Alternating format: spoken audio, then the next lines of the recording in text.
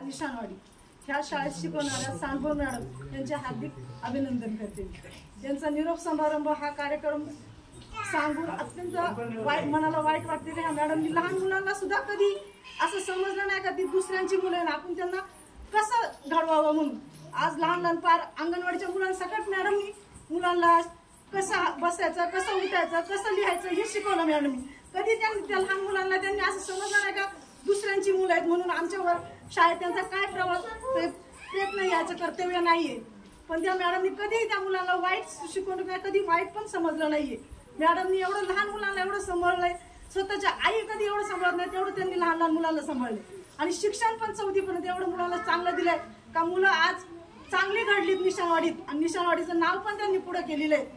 निशाणवाडी म्हणजे आज एक काळ्याच्या वाडीत नाम झालेलं आहे का निशाणवाडी सांडभोर मॅडमनी खरंच मुलांना शिक्षण दिलेलं आहे म्हणून।